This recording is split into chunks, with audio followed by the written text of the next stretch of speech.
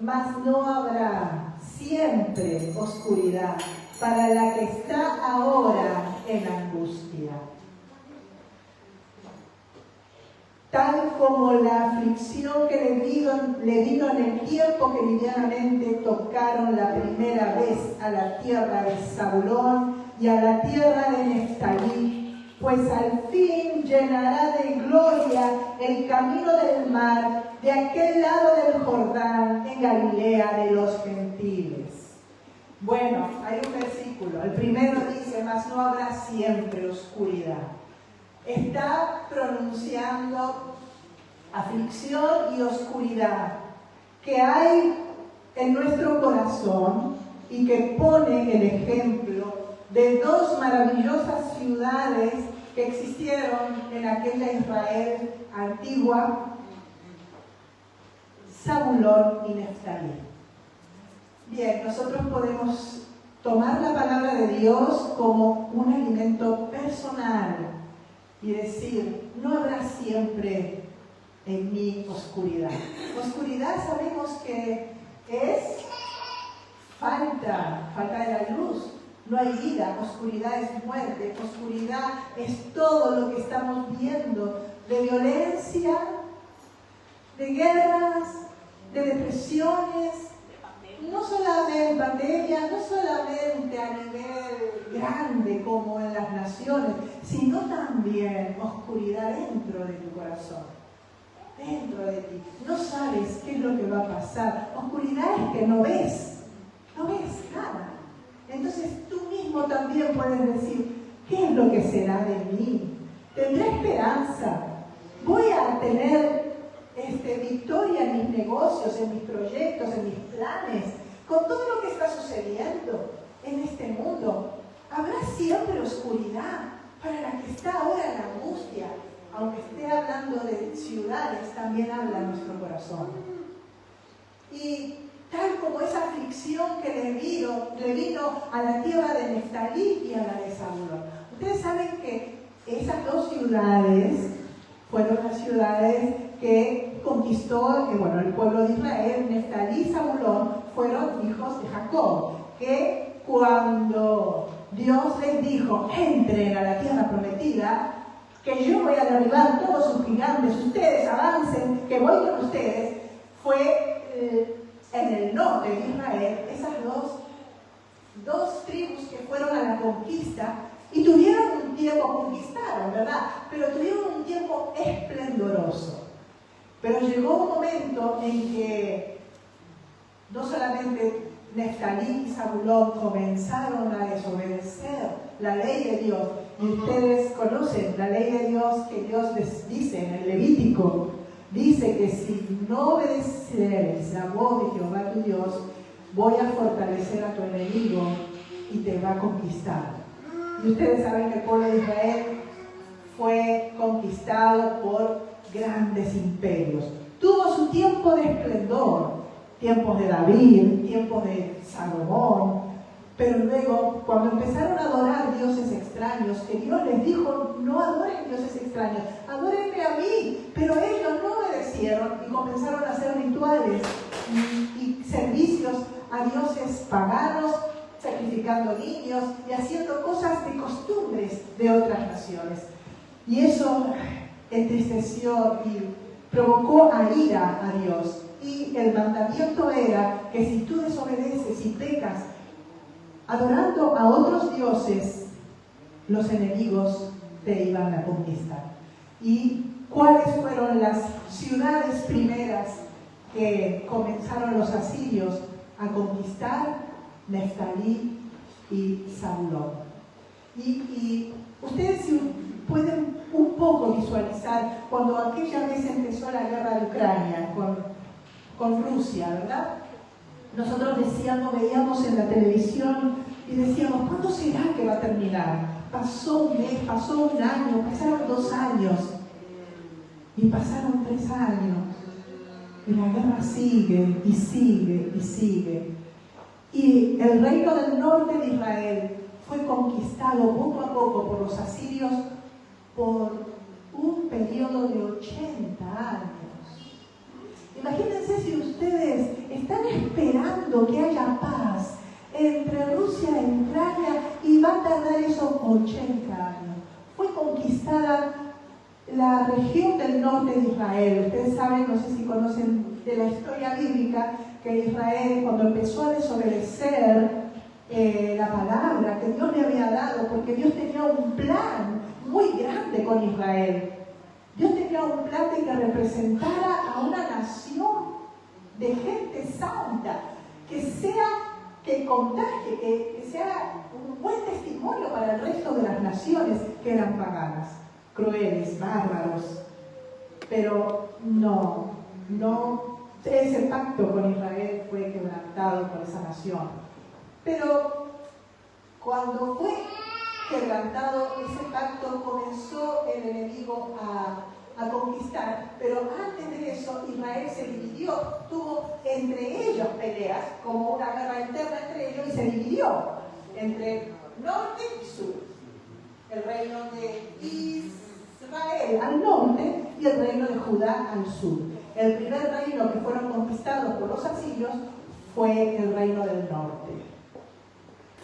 Y en un periodo más desde el 800 al 721, de antes de Cristo, ustedes saben que es al revés, ¿no? El cuento, del 800 al 722. Así que imagínense, por eso aquí dice estas palabras muy extrañas, que dice para que no habrá siempre oscuridad para esta nación, y pone este ejemplo de estas ciudades como la aflicción que le vino en el tiempo que livianamente tocaron por primera vez la tierra de Neftalí y Zabulón. O sea, está queriendo decir, livianamente esta porción en el hebreo, pues había muchos significados, la intenté buscar, pero cuando fueron malditos y fueron por periodos, fueron siendo conquistados. Tiempo, un poco de tiempo, territorio, más y más, hasta que el enemigo los metió en una aflicción total. Este es el contexto del advenimiento de Cristo, pero empieza con estos versículos. Pues al fin llenará de gloria el camino del mar de aquel lado del Jordán en Galilea de los gentiles. O sea que no va a haber siempre oscuridad, sino que algo va a pasar. Va a haber una gloria que va a llegar. Y sabemos quién es. El Hijo de Dios que vino a rescatarnos de esa opresión del enemigo. Y pone el ejemplo de los asirios a la tierra de Neftalí y Zabulón. Y sabemos que la Biblia también habla a lo más íntimo del corazón. Y te está diciendo, no siempre va a ser así, porque hay un Salvador que puede llegar a ti y librarte de la opresión, de las tinieblas, de la oscuridad, de la ceguera, de las mentiras, porque Jesucristo es la verdad. Aleluya. Y dice, el pueblo que andaba en tinieblas vio gran luz. Los que moraban en tierra de sombra de muerte, luz resplandeció sobre ellos. Sabemos que la muerte no produce nada, ¿no? Es muerte. Sucedió en aquel Edén, ¿verdad? Cuando tomaron el fruto, cuando Dios les dijo no lo tomen. Entró muerte en sus cuerpos, Adán y Eva. No es que murieron, no es que dejaron de existir, sino que la muerte vino y produjo una separación entre Dios y el hombre. Algo que no estaba en el plan de Dios tampoco, pero eso es muerte. La muerte es todo lo que nos vino como consecuencia. Manifestaciones de muerte, enfermedades, soledad, opresión, depresiones, todas estas cosas son manifestaciones de muerte. Y dice aquí que ese pueblo vio gran luz. ¿La luz qué es? Vida. La luz. Y en abundancia, San Juan 10:10. Pues así es. Ayer, en el ensayo, tuvimos un hermoso tiempo con un compañerito de nuestra querida Suri. Un jovencito que vino y nosotras estábamos ensayando y se sentó ahí y nos empezó a ayudar un poco en el tema del sonido y luego él, con un corazón así como entristecido, me pareció, dice, ¿no tenéis más músicos? Y yo digo, no, la verdad que intenté preparar músicos, pero no fue fallido el intento. Y estaba como triste el chico, ¿no? Y no tenéis solamente piano, guitarra. Y digo, ¿por qué? ¿Qué hay en tu iglesia? Bueno, en mi iglesia, pues ahí hay todo. Bueno. Digo, qué importante que es la alabanza y la adoración. ¿Cuánta vida trae a una congregación, verdad? Adorar. Con todo lo que se pueda adorar, ¿verdad? Pero en unos momentos el jovencito fue tan tierno, la verdad. Como que quiso consolarme. Y me dijo, pues ¿sabes qué? En mi iglesia no hicieron nada de decoración. Y digo, aquí hemos tenido decoración y aquí tenemos un equipo de gente que ha colaborado. Dice, no han puesto nada. No hay ni árbol, ni luces, no parece que fuera Navidad. Y entonces digo, bueno, gloria a Dios. Algo bueno tenemos y lo hemos puesto al servicio del Señor. Y ¿saben una cosa? Cuando mi madre dijo, bueno, quiero dar la poesía del Edén. Entonces yo le digo, sí, porque hay parte de mi predicación sobre el Edén. El Edén, el paraíso perdido, que está representado, como bien lo hizo mi madre en la poesía, con una naturaleza preciosa, frondosa, colores brillantes. Dios, en su inmensa misericordia, cuando Dios le dio a Moisés la construcción, todo el plano de la construcción del tabernáculo, y cuando el rey Salomón hizo el templo para Dios, Dios inspiró a gente capacitada. La inspiración es vida, es vida. Estoy diciendo que estamos hablando a través de este pasaje que no habrá muerte, sino vida, cuando Cristo está en nosotros. Cuando Dios inspiró al tabernáculo, Dios encargó a diferentes familias con sus nombres para dedicarse en el templo a hacer diferentes cosas. Esta familia va a hacer el diseño de las cortinas. Esta otra familia va a trabajar en el oro, en el hierro. Esta otra familia va a ser carpintero. Esta otra familia van a ser músicos. Y a veces cuando leemos Deuteronomios, Levíticos, nos resulta un poco denso porque es una lectura de genealogías, de nombres raros, pero ahí está el comienzo de todo el arte que podemos tener hoy en día. Y en el tabernáculo, y yo le dije a él, que me ponga este cuadro, había representación del Edén, en todos sus lugares. Y si lo vemos,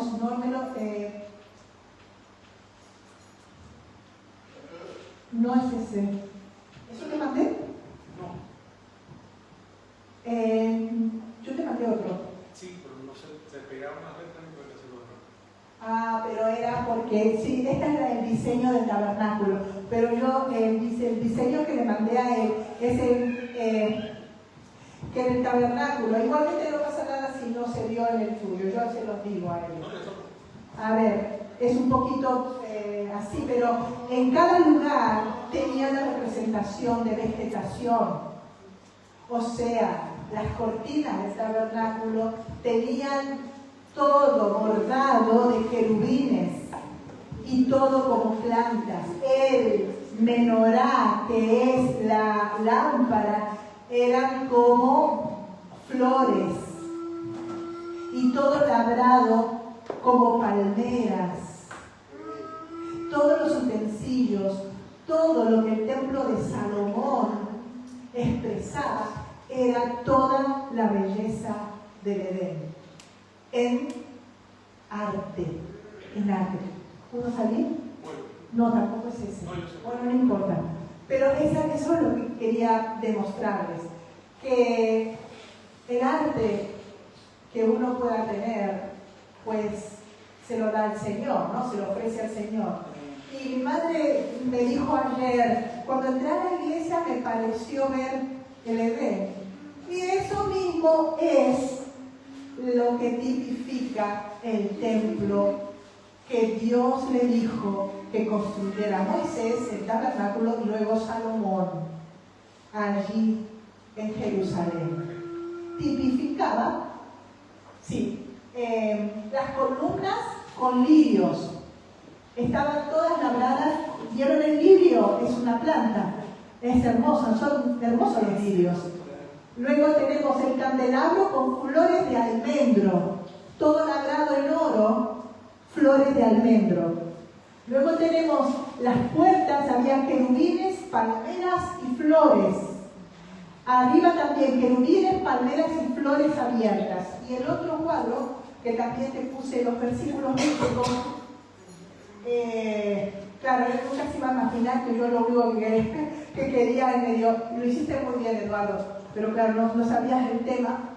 Y el otro expresa en los versículos en que están en los objetos, cortinas, diseños bordados, palmeras, flores abiertas talladas, diseños de lirios, calabazas, y ahí están todos los versículos bíblicos. Aleluya. ¿Qué es lo que quiero decir en esta mañana? Esto es una tipología del huerto del Edén. Del hecho de que Jesucristo nos haya dado vida porque se llevó nuestros pecados en la cruz, entonces podemos florecer. Y la iglesia es una representación también del Edén, donde tú puedes también encontrarte con una intimidad con Dios, con una relación con Dios. Se había perdido esa relación y la recuperaste. ¿Por qué? Porque Cristo se llevó en la cruz lo que te separaba de Él, que era tu pecado. Digo era porque creo que todos aquí tienen a Cristo en el corazón. Y entonces no se detengan cuando viene algún religioso a decirles: ¡ay, el árbol de Navidad es una representación pagana! Porque lo he escuchado y he sido muy criticada por eso. Pero ¿saben una cosa? ¿Saben lo que había en el huerto del Edén? El árbol de la vida. Y el árbol de la vida era lo que les daba eternidad a Adán y Eva.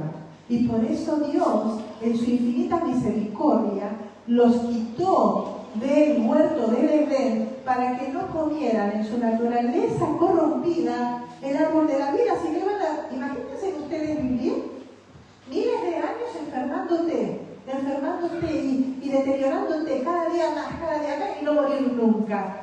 Terrible. Yo lo considero horrible. Fue la misericordia de Dios que hizo que sellara con querubines la entrada al huerto del Edén. Los querubines estaban labrados en el velo del templo. ¿Qué pasó cuando Jesús murió? Se rasgó ¿qué? El velo del templo, donde estaban los querubines. Se rasgó. ¿Para qué? Para que Dios hoy nos muestre a ti y a mí que nosotros tenemos acceso confiadamente al trono de la gracia para alcanzar misericordia y socorro. Y tener acceso al Edén, a la misma relación que tenían Adán y Eva cuando se perdió allí, en ese huerto.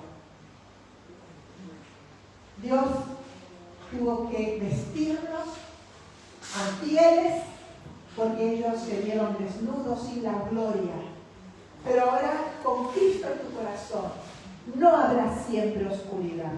Vamos de gloria en gloria. Y como dice el Salmo 92, el justo, amén, ¿quién lo dijo? Florecerá como la palmera, crecerá como cedro en el Líbano, plantado en la casa del Señor. Ahora en la vejez fructificarás, estarás vigoroso y verde, para anunciar que el Señor es mi fortaleza y que en Él no hay injusticia. Amén. Y esa justicia tan perfecta y divina se te ha sido otorgada a tu corazón por fe, por la fe en el Hijo de Dios. Así que si vemos luces, la luz es la vida. Si vemos un árbol que represente el árbol de la vida, en el cual nosotros ya podemos comer, porque Jesús dijo, venid a mí, los que estáis trabajados y cargados, yo soy el pan de vida, yo soy la luz del mundo, yo soy el camino, la verdad y la vida, yo soy todo lo que tú necesitas tener, y lo necesitas. Ese es el Evangelio, es una buena noticia, es lo que dice aquí. No habrá siempre oscuridad para aquella ciudad que ha sido conquistada por los asirios. Y así fue nuestro corazón. Ha sido oprimido por el mismo diablo y por nuestra misma naturaleza que fue corrompida desde aquel primer hombre. Por un hombre entró la muerte. Y por un hombre entró la vida. Por la desobediencia de un hombre entró la muerte. Por la obediencia de un hombre entró la vida. Esto es vida. Disfruten de la vida de Cristo. Esto es la gracia del Señor. Amén. Y dice, sigue diciendo aquí, gran luz, los que moraban en tierra de sombra de muerte, luz resplandeció sobre ellos. Y versículo 3, multiplicaste la gente. Lo leen ahí, multiplicaste la gente y aumentaste la alegría. ¿Qué sucede en las guerras y en la opresión? La gente se muere, los niños perecen, se destruye todo. Jesucristo viene a traer a tu corazón vida para que se multiplique, no para destruirte. El ladrón viene a robar, matar y destruir. Satanás viene a robar, matar y destruir. Yo he venido para que tengas vida y para que se multiplique la vida en ti. Multiplicaste la gente, aumentaste la alegría. La gente no tiene alegría, no tiene esperanza, no sabe qué le va a pasar mañana. El que tiene a Cristo tiene esperanza de vida y de gloria. Aleluya. Tenemos esperanza en Él. Hay esperanza. Qué maravillosa profecía que si tú la adoptas y la agarras para tu corazón, hoy se puede cumplir en tu vida. Dice, se alegrarán delante de ti como se alegran en la siega, como se gozan cuando reparten despojos. Ay, tengo que estar en la vigilia para poder explicarles este pasaje. Toda la noche, aunque se me duerma, no importa. La siega, ¿saben lo que es cuando el labrador tira la semilla en la tierra y tiene que esperar? Bueno, bíblicamente hablando, en aquellos tiempos tenía que esperar la lluvia, la temprana, la tardía, de noche, de día, se levantaba, no le hace nada, uy, saldrá mi cosecha. Otro día, uy, hoy todavía no, pero esa semilla se está fortaleciendo, está haciendo raíces para luego un pequeño brotecito y luego la espiga y luego mucha semilla dentro de la espiga, aleluya, y luego la siega. Uy, ahí es en fiesta, ¿verdad? Una semana de fiesta era ley en el Antiguo Testamento.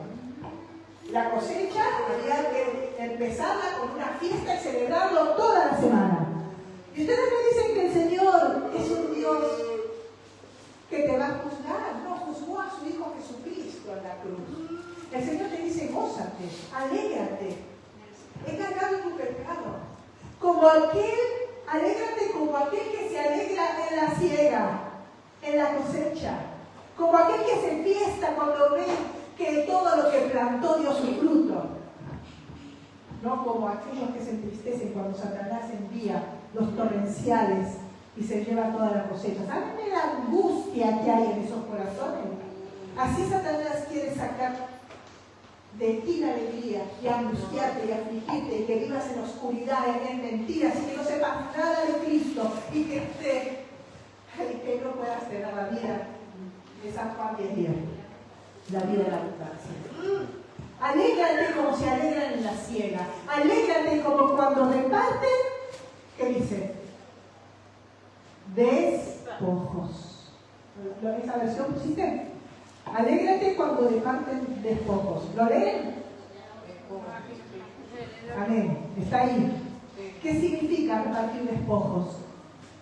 ¿Qué significa? Es que la palabra de Dios tiene demasiado para que podamos aprender. Alégrate como cuando una nación conquista a otra, se lleva todo su oro, todo lo bueno que tiene, su mejor ganado, sus mejores gente, y se los lleva para ellos. Todo. El que reparte despojos. Toma, el enemigo, vencimos al enemigo. ¿Qué ha tenido? Tiene muchos mantos de babilónicos, damos toda la ropa, todo lo que dejaron para nosotros. Y luego, el que es cautivado tiene que pagar tributo, impuesto. Cuánta opresión, ¿verdad? Satanás quiso traernos, pero cuando Cristo viene y te da vida y te llena de luz y te permite entrar en relación con el Señor en el mismo Edén aquí en la tierra, alégrate, como aquel que está en la siega y como aquel que reparte despojos. Amén, gloria a Dios. Y dice aquí, porque tú quebraste su pesado yugo y la vara de su hombro y el centro de su opresión, como en los días de María. Tú quebraste. Dios es el que quebró. Dios es el que rompió esos tres elementos que tienen los reyes: su yugo, su vara y el cetro del opresor, el que te oprimía. ¿Por qué? Porque tú te tuviste que salir de Edén. Hacemos de cuenta que nos salimos. ¿Y quién es el que gobernó desde aquel entonces el mundo entero? Satanás. ¿Quién lo dijo? Jesús. Lo dijo en la palabra cuando fue tentado Jesús en el desierto. Y Satanás le dijo: si tú me adoras, te daré todos los gobiernos de la tierra, porque a mí me han sido entregados. Y después, Dios es malo, porque hay guerra, pero eso es por falta de conocimiento. Cuando te culpas a Dios, porque no sabes que Él envió a su Hijo para librarte de la opresión que trae el mismo diablo a tu vida. Y me gusta nuestro nombre, Ejército de Salvación, porque siempre nos recuerda que estamos salvados para servir, para luchar, para estar al servicio de la humanidad. Luchar contra el mal, contra la miseria, contra la pobreza, contra la enfermedad, que el mismo diablo vino a traer, que es un ladrón. Y Satanás se lo dijo a Jesús ahí en el desierto: a mí me ha sido entregado la potestad del mundo entero. Pero Dios es un Dios justo, no la pudo arrebatársela porque con justicia se la arrebató. Muriendo Él en la cruz, despojando a los principados, a los potestades, los exhibió públicamente. Porque Jesús, la cruz y su muerte no es un acto de derrota. Ahí Él despojó al enemigo. Ahí le quitó la autoridad sobre tu vida, porque se llevó tu pecado y el diablo, a un hijo de Dios, lo mira y el hijo de Dios, pues, si sabe, usa el nombre de Jesús, usa la oración, usa la palabra y se pone en la ofensiva, en guerra con aquel que te quiere robar, matar y destruir. Amén. Amén. Ese no tiene autoridad en tu vida. No. porque Cristo lo venció en la cruz y lo venció de esa manera, llevando tu pecado y haciéndote justicia divina. Eso es maravilloso. Justificados por la fe, tenemos paz para con Dios, paz para con Dios. No hay intermediario, ya no necesitamos ni ir acusando al otro, no hay intermediario. Tenemos paz para con Dios. ¿Vieron la ignorancia que tienen muchos cristianos? Son tan ignorantes de la palabra que se van a uno al santo no sé cuál, a él y también a María, que yo la respeto y es para mí bienaventurada.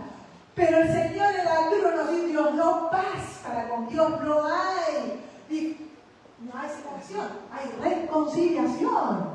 Por eso puedes entrar al trono de la gracia confiado por la fe que tienes en Jesucristo. Amén. Amén. En Jesucristo. Bendito sea el Señor. Y dice, Él, la vara de su hombre y el cetro de su opresor, como en el día de Madián. El día de Madián, yo una vez prediqué sobre Gedeón.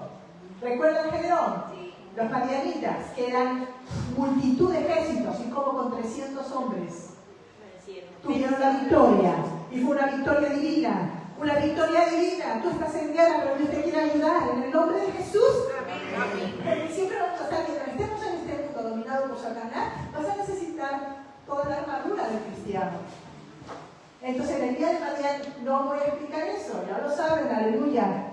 Y dice, porque todo calzado que lleva el guerrero en el tumulto de la batalla y todo manto revolcado en sangre serán quemados pasto del fuego. Aleluya. Está hablando del enemigo. Está hablando de aquel que se ensució de la sangre del inocente. Aquel que se ensució sus botas por oprimir al inocente. Eso todo va a ser pasto del fuego. Eso significa juicio contra todo el que te hace daño. Juicio. Como dice Isaías, ninguna arma forjada contra ti prosperará. Esta es la herencia del cristiano. En fe que así va a ser. Esta es la herencia tuya. Esta es tu herencia. Y este es el juicio que viene al enemigo. En la consecuencia que va a sufrir el diablo, que ya tiene preparado el lago de fuego y azufre. Y también, ¿por qué no? Como dije antes, tómatelo personal. También Dios te va a dar la victoria contra todas tus luchas. Y vas a ver manifestado su brazo fuerte y potente a favor tuyo. Mantente en esa fe. Comienza la semana fortalecido en fe. Aleluya. Y dice, ¿por qué va a suceder todo esto? ¿Por qué el diablo se va? Porque hay algo que va a pasar, dice el profeta Isaías. El profeta Isaías profetizó en tiempos también de desobediencia de Israel. El profeta Amós y el profeta Joás también. Todos esos profetas en aquel entonces veían al pueblo de Israel en desobediencia y continuaron todos hasta el día de hoy. Pero el día de hoy ya sabemos quién era ese niño. Porque un niño... Porque un niño, por eso el opresor, el enemigo, por eso alégrate, como se alegran en la ciega, por eso alégrate cuando reparten despojos, por eso alégrate que el Señor te quita de la ceguera espiritual, la oscuridad que tú tienes, alégrate, porque un niño nos es nacido, hijo nos es dado, y el principado sobre su hombro, y se llamará su nombre. A ver, fuerte.